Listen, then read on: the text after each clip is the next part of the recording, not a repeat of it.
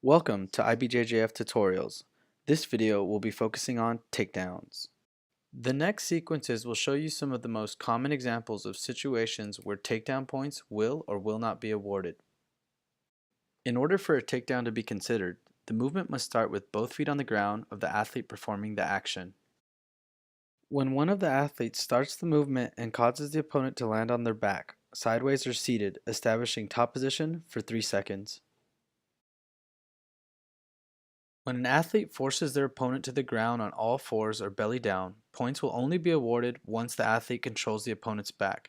Placing hooks is not required, but keeping at least one of the opponent's knees on the ground for 3 seconds is. Not to be misinterpreted when an athlete initiates a takedown movement and the opponent defends by sprawling and controlling the back. This situation is not considered a takedown, and no points will be scored.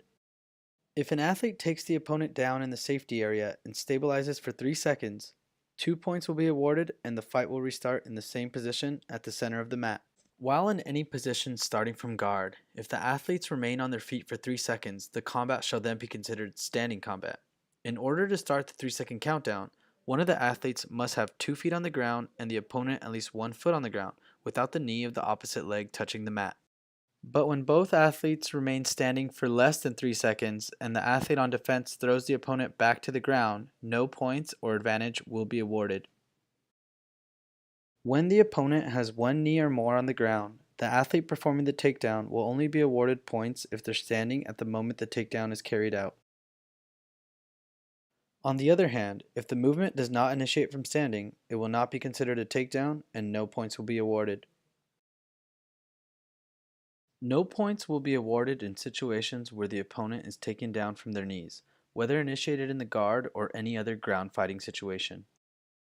When the athlete uses a single or double leg takedown attempt, but the opponent successfully applies a counter takedown, only the athlete performing the counter will be awarded 2 points. The opponent will not score points or advantage.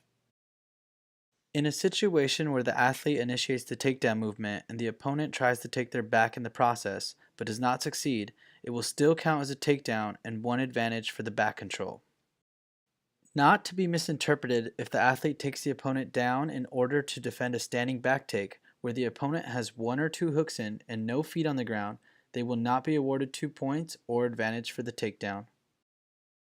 An athlete who initiates a takedown before the opponent initiates the guard pull will be awarded 2 points for the takedown.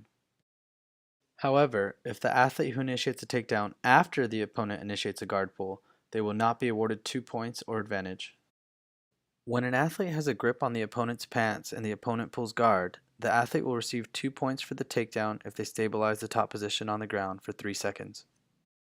If the opponent pulls guard and remains suspended in the air, the athlete will have to put the opponent's back on the ground within 3 seconds and stabilize the top position for 3 seconds to be awarded with takedown points.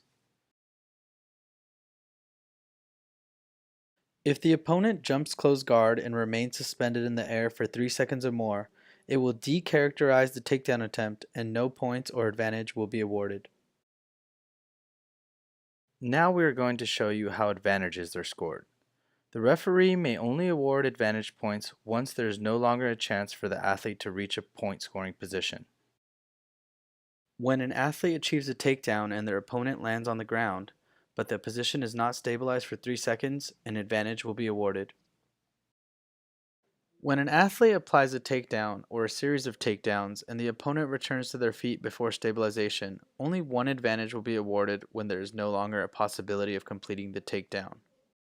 Any situation where the athlete takes the opponent down to the ground, lands in guard or half guard, and immediately gets swept by the opponent, they will be awarded an advantage for the takedown attempt and the opponent will receive 2 points for the sweep.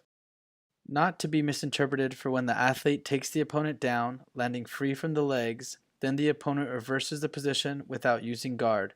1 advantage will be awarded for the takedown attempt and no points or advantage will be awarded for the reversal. Please be advised to these similar situations with different outcomes. When the opponent deliberately flees the match area to prevent the athlete from completing a takedown, 1 penalty will be given to the opponent and 2 points to the athlete. However, no advantage or points will be awarded when an athlete attempting a single leg takedown takes the opponent outside the combat area. If the athlete lands the takedown beyond the safety area, no points or advantage will be awarded. But if the athlete lands in the safety area and ends up out of bounds through defending before 3 seconds of stabilization, an advantage will be awarded. For more information on takedowns, visit ibjjf.com/rules. Thank you.